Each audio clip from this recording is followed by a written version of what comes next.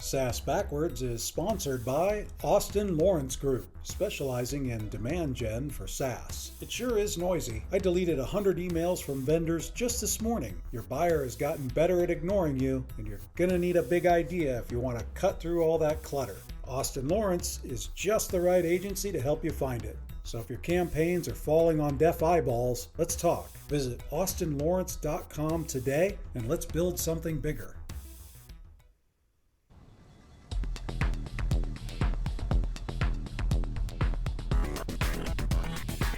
Welcome to the SaaS Backwards podcast, where we reverse engineer the success of fast-growing SaaS firms and explore strategies CMOs and CEOs are using to drive their businesses forward.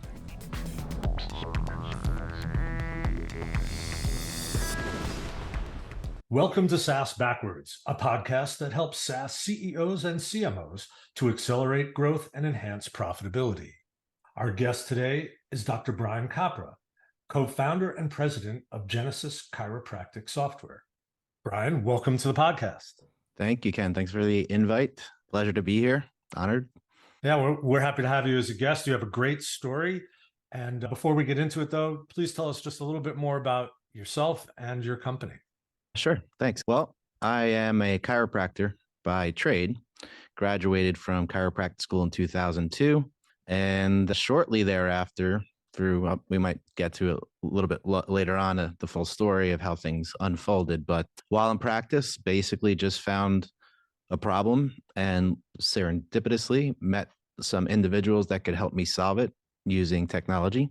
And eventually that evolved into what is now Genesis. We formed a partnership and formed Genesis. So Genesis has been around since 2004. So not too long after I graduated, and was successful right away and has evolved and grown, and it's been quite the journey, and we're still cranking, still growing, and probably in the best position we've ever been right now in the SaaS world, in the cloud. People are really chomping at the bit, I would say. They're ready for the product that we have. So it's been, like I said, quite a journey, but it's also really exciting to be where we are now. That's great. And, there's a real trend, at least in the guests that we have on the podcast, of people are experts in their own field who become software entrepreneurs. Mm-hmm. And I think that's an interesting part of your story that I want to kind of weave into the interview. But you've actually been entrepreneurial, like in your whole career in chiropractic, haven't you? Yeah, actually, even before chiropractic, I think you find a lot of chiropractors are generally very entrepreneurial, generally speaking. If you think about it, chiropractic is different than a lot of other healthcare fields. To be a successful chiropractor, you almost have to be an entrepreneur because, a lot of people don't know about what chiropractic really is, how it works, how it benefits them. There was a lot of negative press created about chiropractic by the AMA intentionally. There was actually a federal case against the AMA and they lost for what they were doing to chiropractic.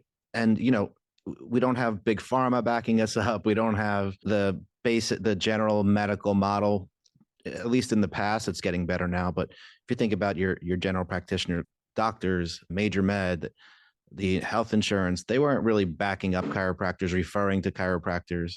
And so you have to understand what it takes to build a business. You have to understand marketing and building relationships and sales and managing a business and hiring and firing and all that stuff, because you don't have the support.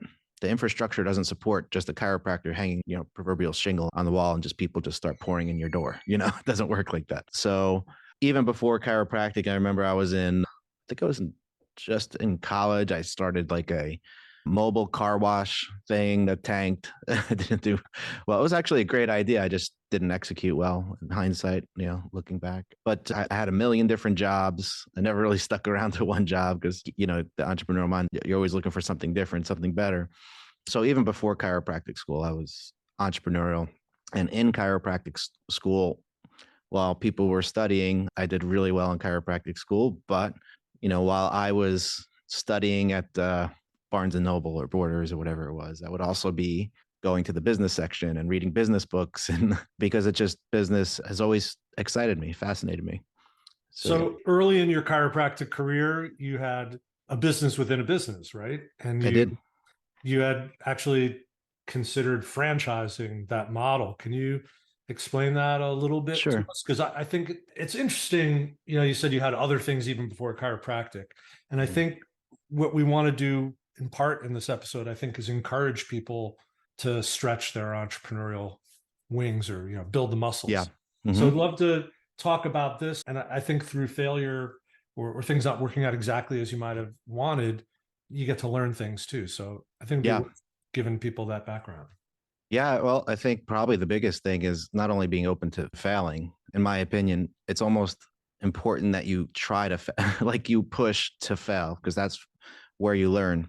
It's like exercise, your muscle or anything like that. It grows when it fails. Also being open-minded to your plan going full steam, but being open to being aware of opportunities as you're going down the path of your idea. Sometimes opportunities come along through the process. That is kind of what happened to me, where it's just, you have to be open-minded and look for those opportunities. And maybe it's a better thing than you thought of on your own. And that is what happened to me. So I had a practice. When I got out of school, the first thing I did was I worked for some what are considered practice management, consultants. While I was in school, I would go to their seminars as a student. And then when I graduated, I was already set up with an associate position because of those relationships I built. And they were the more successful businesses, chiropractic businesses in the country. So I went and I worked in those practices for about a year before I moved back home, which was New Jersey, Princeton. And I found a practice that was it was in a Gold's Gym. And the guy who owned it wasn't doing anything with it. Like, he just got another practice. He'd open up this little satellite. And he did, but he did nothing with it. So it was just a waste. So I purchased it from him, actually, for very little money, but immediately turned it into something, right? Because it's so easy. Like, every new gym member got a consultation with me, and I was out on the floor, and you meet people, obviously. It's super easy. But then I also would leverage it for marketing purposes. Now I'm the chiropractor at Gold's Gym, and I built relationships with all the businesses in the Princeton area and the big, Dow Jones and Princeton University and Whole Foods and all that. So it was super easy to do that. And the idea I had was to create a franchise. One of the books I read that, still to this day is kind of like one of the foundational books for business for me was The E-Myth Revisited. So, that really talks about franchising or franchisable systems, or systems to build a business, to scale, for a business to be self-sustaining, whether or not you're there, right? So my idea was to go and create a franchise of putting practices in gyms and be mutually beneficial to the gym and the practice. I mean, the gym loved me because I wound up bringing members to the gym because they became my patient. They see the gym. It was a beautiful gym. So they'd come in, they become a gym member, so it's a win-win. Yeah, but you didn't end up going too far with that, right? No, it didn't get very far at all. That's where, what I did was, so I opened that practice, and I quickly learned that, we didn't really learn much about running a business in school or even in my associate position. And, one of the things, you have to have your accounting and everything that's squared away, right? But I got so busy so quickly, literally it was just all I could do was take care of patients and barely get my insurance claims out the door and all that stuff. And I luckily had the bookkeeper for the gym came in my office and said, "Hey, do you need a bookkeeper?" I said, "Of course, I really need a bookkeeper." So she was great. She set up everything for me. Thank God she came in. And then as the business got more stable and everything was settled down, she said, "What are you doing for your medical billing?" And I said, "I've got this company that's working for me, outsourced." And it was from my associate position, the same company that guy was using. It was the quality. I had no idea what I was doing with medical billing, honestly. And so she said, "Well, let me introduce you to a couple guys and maybe they can help you with the franchise." And so I went to lunch, and they really couldn't help me at all with the franchise, but they did have a technology, a methodology, I'll call it, more than a technology, for medical billing, a medical billing service. And I said it was cloud-based technology. That was the foundation, if you would, the infrastructure, but there was also service and manpower behind that. And it was an online portal, basically, where you could submit your claims and see real-time reporting. And we did that. And my collections went up by 40% in 1 month. So that must have been an eye-opener. It was an eye-opener. Not only did my collections go up, But the transparency I had and the control I had, I didn't even know I didn't have that before because I didn't even think about that. Like I would get a report from this other billing company every month, an aging report in a FedEx envelope. And the first couple of months I opened them and looked at it, but it was literally like probably 30 pages or something like that of just numbers, you know? And I'd be like, thank you. I know they're trying to help. So for 2 months or so, I did that. And then for the rest of the months, they just started stacking on my desk. And I felt guilty to throw them out because I felt like I should do something, but I had no idea what to do with it. But online, it was a game changer. Well, so I think that there's a little serendipity we should talk about here and an open mindedness, which you mentioned, having an open mind about your business earlier, just a few minutes ago. And one of the advisors in my area of business, in the marketing services business, wrote a blog post just a couple of weeks ago about being open to things that come across your desk, stuff that gets on your radar. And, just by talking with someone, you open some doors to this opportunity and ultimately meeting people who became your partners in this business, or your technology partners anyway, right? Mm-hmm. Yeah. And the synergy in those relationships is also really important. Like I never wanted to be the developer or running development. Like if you had said, software is a great idea, that came across my desk, I'd say, yeah, but I'm a chiropractor. I don't want to build a software or find the right person to run technology, like a CTO or CIO or any of these people. I didn't want to do that. It was not on my radar. But when you find an opportunity where people, so for example, one has a PhD in artificial intelligence, worked in Bell Labs, Lehman Brothers, like big time. And his son, who's my other partner, was a Princeton graduate with a computer science degree. So that I felt confident in moving forward in a business relationship with those guys because we all had our expertise. I knew what needed to be developed.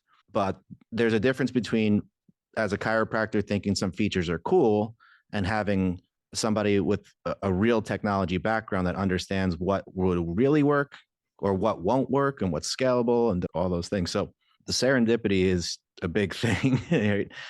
But I think there's tons of opportunities that, if you're open and aware, will come across your desk, so to speak, like you said.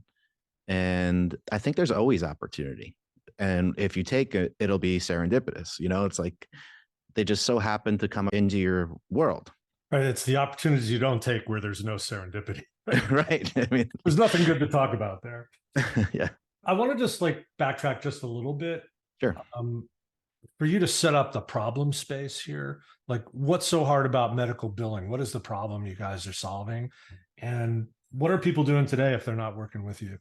Okay. Well, typically what they're doing if they're not working with us, either they've outsourced it to another billing service or they are doing it themselves in-house with what they call a biller in their office. What makes billing so difficult?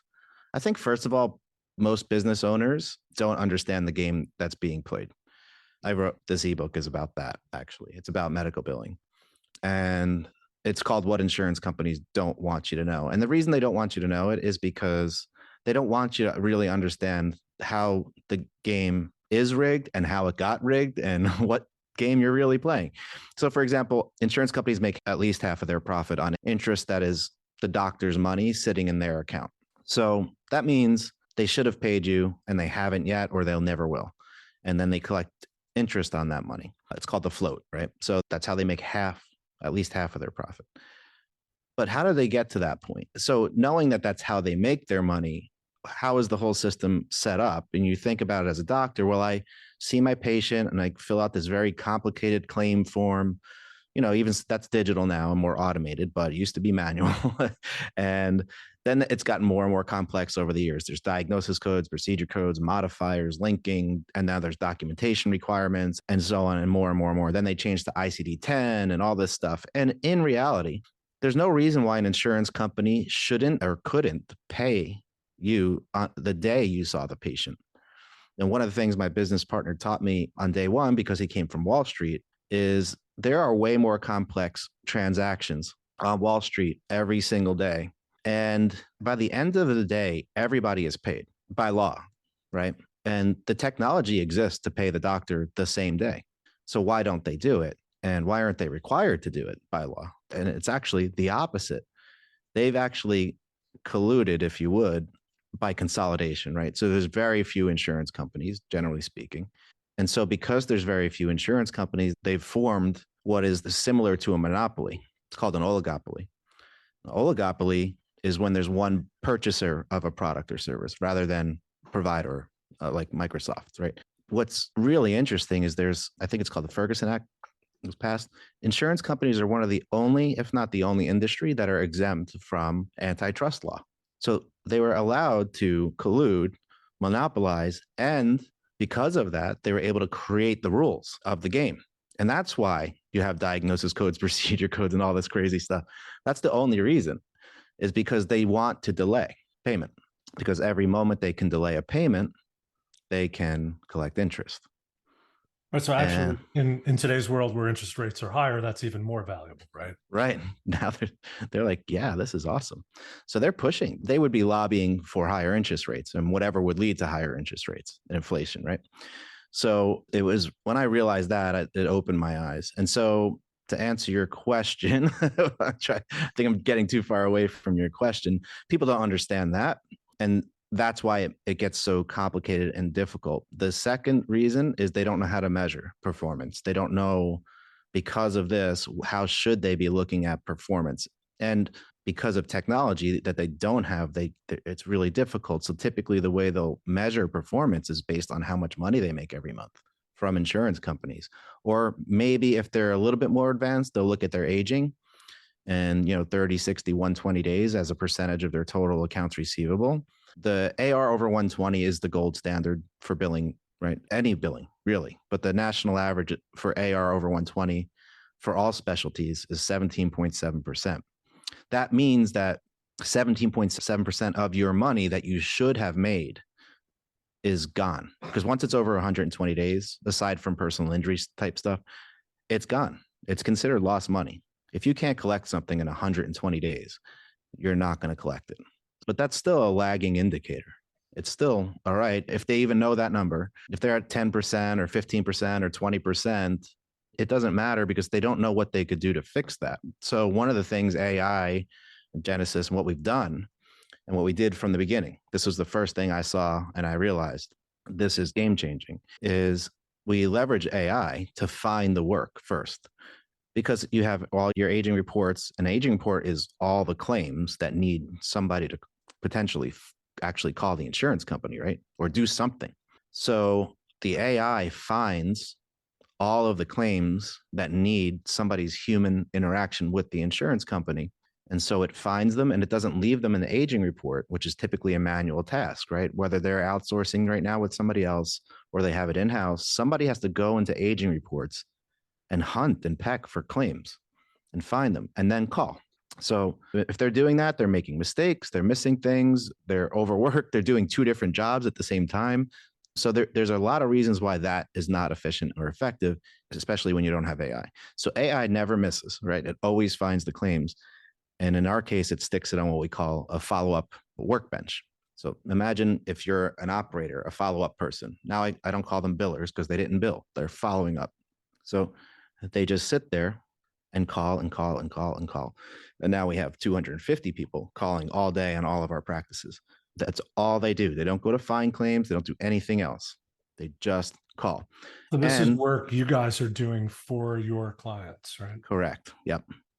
And because of AI, the way that works, anybody, one practice can look and see how many claims need to be followed up on for their practice. Or I can look at it across all of our practices and see how many claims need to be followed up on before the end of the day today. And that's the leading KPI to the lagging KPI that is AR. So the level of control when an office uses something like this and transparency, because you can drill into any of these numbers, see the claims, see what we said, that is game changing. So now you can outsource or keep it in-house, depending on how you want to do it. But you're going to gain a whole lot more control and transparency and accountability and really performance overall. I think we should just dig just a little bit more into the relationship between the software company and the billing business, because that's a little unusual. Yeah. To have a professional services component as sort of integral to a software offer. Mhm. How did you arrive at that configuration? In reverse. So typically what you'll see, at least in chiropractic, but you see huge companies are doing this. Epic and all these companies are actually doing the same thing on a different scale. Like Epic is more hospital focused rather than the individual practitioner, although they're probably going in that direction too. But there's huge multi-billion-dollar companies that are doing this exact thing. But the way we did it is first solve the billing problem. And at the time we had very kind of, I'll call it weak integrations with what's called practice management technology. So that's typically, or when we started at least, was like a scheduling system for the patients, and it would be automation in the office that patients can scan in and check in at kiosks, and they go to the doctor's table for a chiropractor and they scan, and it brings their x-rays and their chart and all their notes and their billing as well. And so you also got practice management, reports, how many patients came in today, how many didn't show up, all that, right? So that's what we didn't have in the beginning. And at the time, the software I did have for that was charging me $700 a month. So it was a SaaS model, even though it was a client server system. So they were very smart. They made a lot of money for a lot of years on a lot of clients. But I said, there's a problem when I can get my claims out of this software and put them into ours, and we follow up and we collect the money. But now my patient accounts in this system don't match my patient accounts in this system, and I don't really know patient balances. And anyway, there's a much bigger picture here. When you have that one number to manage billing, basically all the claims that need to be followed up on before the end of the day, I said, I also would like a number like that for all the patients or action items that my team needs to complete before the end of the day to manage my patient relationship. And so, because this other software, it was better than having like paper in my office, but what was still a huge missing link for really managing patient experience. So we started by first creating, instead of the screen where you create the claim, diagnosis, procedure codes, we started creating the note, the documentation. So what I was doing with the patient, which was becoming more and more important at the time. So we started creating that, and then we started creating the touch screens. And then I said, next I need to manage the scheduling. So we started building scheduling. So scheduling, because the claim starts with the scheduling of the patient, right? And them actually showing up and checking in and all the way down the line. The revenue cycle management really is also about the patient relationship. Also, if you can manage a patient relationship at a high level, that's also more revenue. So then we started integrating with payment processors. We built point of sale. We built integrations with appointment reminders and all kinds of other systems. And this thing just, mushroomed into a full system. Typically, you see practice management systems that build nice features on the front that look, kind of nice and clean and sexy or whatever, but the billing is awful at the end of the day, because that's a more difficult problem to solve. So when I saw all this, I knew, number one, we were solving the most difficult problem first, and then building a system from the back forward to the front office that would be a game changer as well. And that's the easier part to build than the billing engine with, millions of AI rules built into it and all that. That's like really, really, really difficult and continues to change and evolve. But so that's how we evolved. Interesting. Hey, when we did our prep call, you opened my eyes in a really profound way about how you use onboarding as a secret weapon in getting people to use the software and their satisfaction with you as a partner. And I'd love you to explain that in your words for how you onboard and what you see the outcomes are and the rationale for the investments you make. Yeah. So the biggest, I think everybody knows, like everybody talks about stickiness, right? Like in SaaS, and how do you make them more sticky, your product more sticky, your service more sticky. But you can't make them stick if they never come on board, right?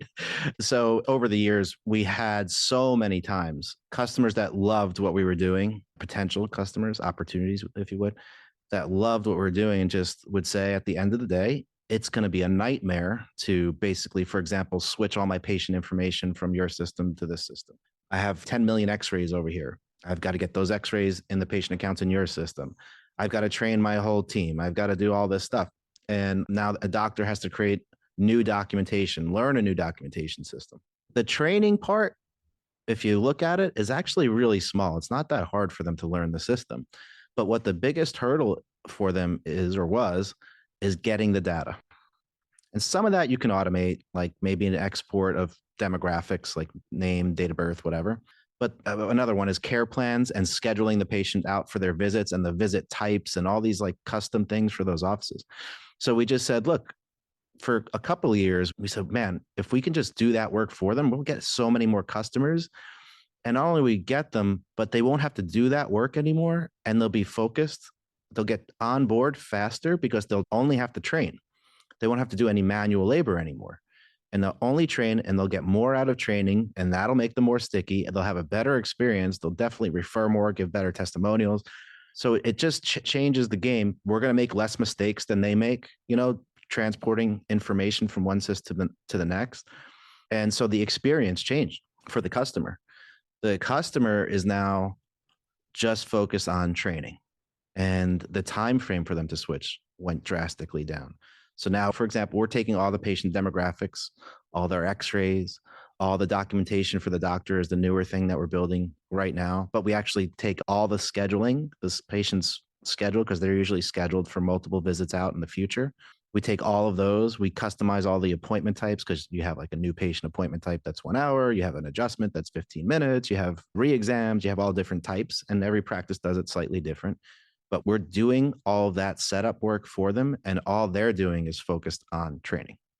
And so their ramp up to the transition time is cut, and they're more focused. They know more of the system by the time they get over to the other side, and they're definitely not wiped out and exhausted from the process. We used to hear all the time, system's great, but I'm sure I'm not using all of it. We just, got over the hump of the transition, and we want to learn more now. It's been like 3 years. We want to learn more now. But had we just done this in the beginning, they wouldn't have had to learn more. They would have gotten that in the beginning, and that makes them more sticky, and it's a better experience. Turns into referrals. It's really interesting because in plenty of software that, we see in use at our clients or other clients of ours in their own go-to-market, they're almost relying on outsiders or the client themselves to do the right, third parties like consultants or the clients themselves to do the migration work. Yeah. This is a really against the grain strategy. And I'm wondering if you've had feedback about that from other software companies, what your perspective is like, because it seems pretty different. It's different. And we had resistance from our own team for a long time. I think I had started, I didn't finish the thought. For a few years, we just said, if we could just do this, and the leadership team would basically say, if we do that and we make a mistake, there was a lot of excuses why we shouldn't do it. And honestly, what happened was one day I just came to the meeting and I said, look, guys, we have to just change our mind a little bit and say, I don't want to hear all the reasons why we shouldn't do it. We already know all the reasons why it could go wrong and all this stuff. But I said, I just want you to tell me how we would do it if we were going to do it. And every single detail. If you have those concerns, then you have to come with the solution now. That we don't need the problems anymore. We need solutions. How are we going to do this? And how are we going to do it by next month? And it turned out we had all the resources to do it. And then we tried it on somebody, right? Hey, would you mind if we did it for you? So you had there's 10 different, there's like 30 different softwares. Yep, there's 30 different softwares. How are we going to solve that problem? Okay, well, we can't access those systems. We can't log in. Okay, how are we going to log in? What's a better way to do it?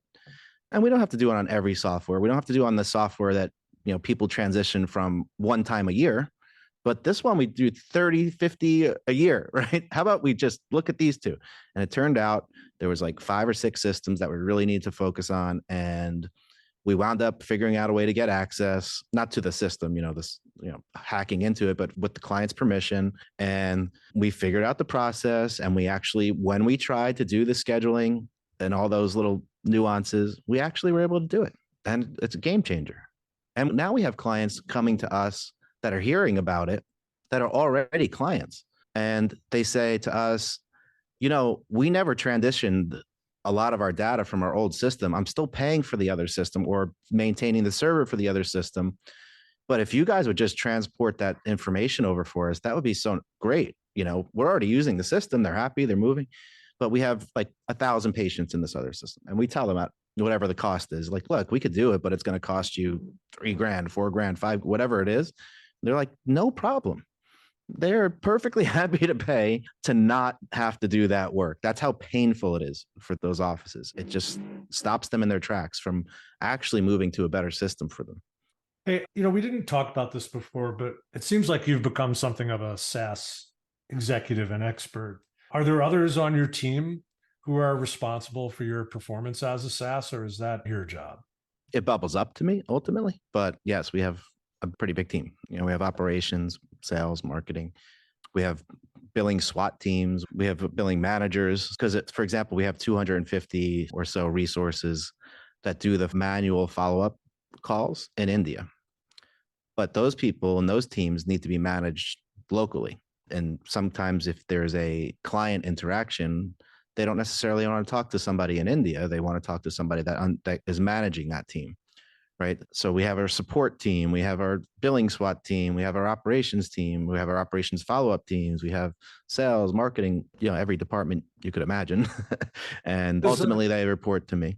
Yeah. Is there a metric or set of metrics you focus on in your own business?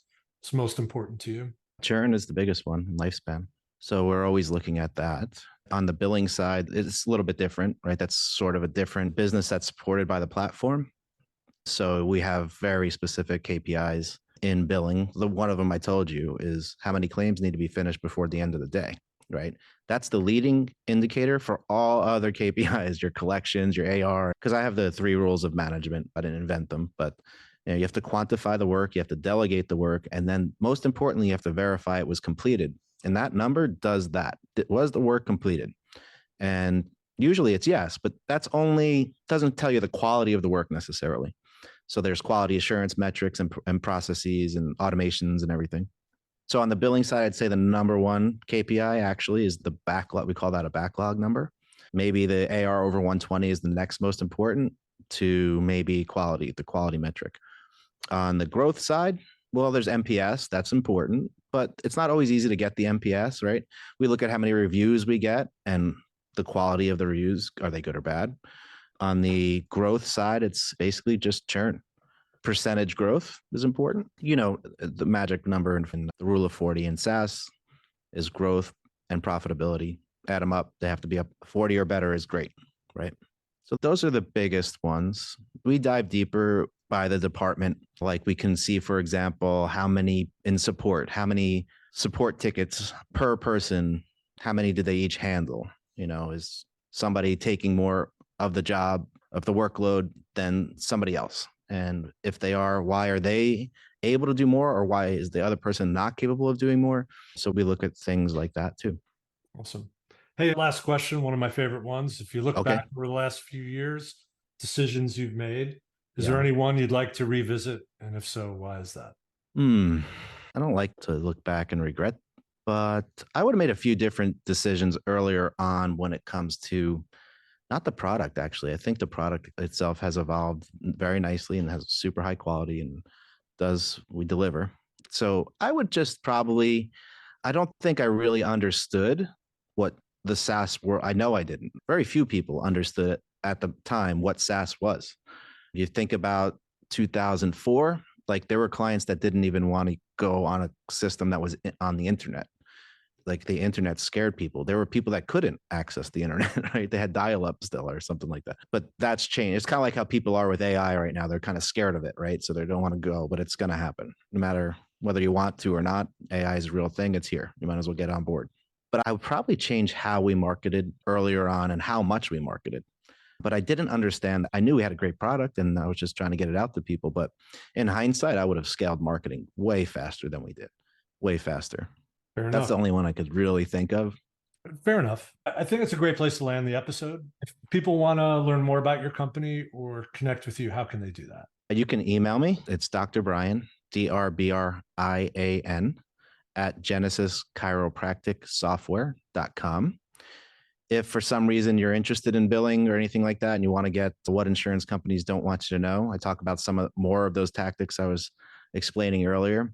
You can go to genesischiropracticsoftware.com/ebook. And that'll get you that book, as well as how we use AI to level the playing field, beat them at their own game kind of thing. So we just take it piece by piece. What they do on a day-to-day basis to basically keep your money longer and collect interest. And then the second ebook is really the solution and how we solve the problem. Other than that, genesischiropracticsoftware.com. Fantastic. Thanks so much. Thank you. It's been a pleasure. That was a great episode. If people want to reach me, I'm on LinkedIn/Ken Lempit. And my website is austinlawrence.com. And if you haven't subscribed to the podcast yet, please do so wherever podcasts are distributed. Dr. Brian Capra, thanks so much for joining us today on SaaS Backwards. My pleasure, Ken. Thank you for having me. Thanks for listening to the SaaS Backwards podcast, brought to you by Austin Lawrence Group. We're a growth marketing agency that helps SaaS firms reduce churn, accelerate sales, and generate demand. Learn more about us at www.austinlawrence.com.